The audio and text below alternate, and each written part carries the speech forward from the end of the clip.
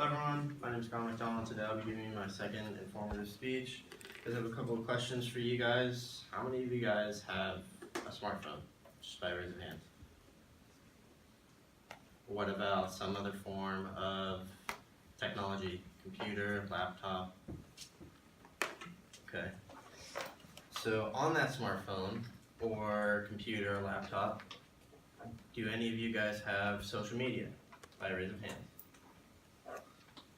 And what types of social media do you guys have? Twitter. Okay. Snapchat. Anything else? Instagram. Okay. So what do we use these things for exactly? Anyone? Connecting with our friends. Okay. Specifically. Just a question I have for you guys to think about during the speech, and most certainly afterwards, is would you be able to give it up, or could you give it up? My specific purpose and central idea for today is to inform you regarding the current epidemic of cell phone usage and other residing technology, and how it's impeding on our ability to have interpersonal interactions for our current generation. Also, the current use of technology is restricting our ability to create true connections, as well as there are side effects that come along with the use of technology, such as depression, social anxiety, and loneliness. Today, technology is used in every aspect of our lives, at work, home, well here, and of course, it's in our pockets. However, no one told us that there are side effects that come along with having these things, which includes social depression, social anxiety, and loneliness, and lack of real interaction. Reasons can vary from person to person, but everything that we know is research that revolves around these same general topics are the major roles in the occurrence of these side effects, which are technology and social media.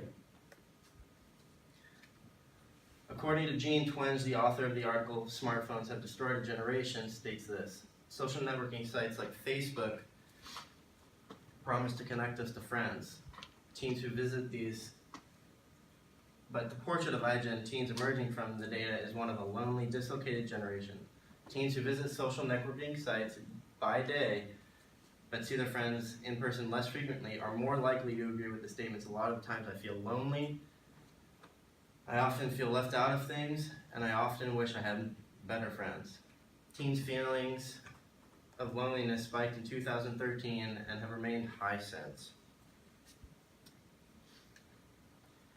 Many individuals today, specifically teens, are developing on the reliance of social media with the intent of connecting, even with the intent of connecting with the outside world, but this only takes away from the in-person interaction.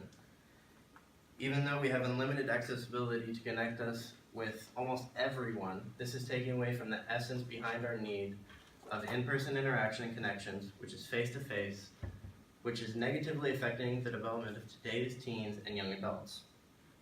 By this, our ideal of what is truly important is being affected, and we don't even recognize it. According to Peter A. Koklanis, a writer from the Straits Times online article, he states this: unlike the millennial cohort that preceded it, iGens don't remember a world without the internet, and they grew up on cell phones, most notably the iPhone, which debuted in late 2007, and seemed to live by and for social media. Also, according to Emily Sherry, head of the participation of the NSPCC, there's a perception that this generation should be the happiest and most content because they've got so much connectivity across the world and so much information at their fingertips. But that connectivity is actually disconnecting people from real friendships and the opportunity to enjoy the world together. It's creating absolutely unrealistic ideals that young people can't get to. So, in conclusion, why does this matter? Why does it matter to you and to me? This matters to you and I because it can draw us away from making true in-person connections, and it can cause these side effects to occur in our lives, such as depression, social anxiety, and loneliness. And some of these things actually lead to more fatal consequences, such as suicide. And, well, no one really wants that for you. I don't want that for you, and neither do your colleagues. So, hopefully at the end of the day, you can live happy and live long and prosper.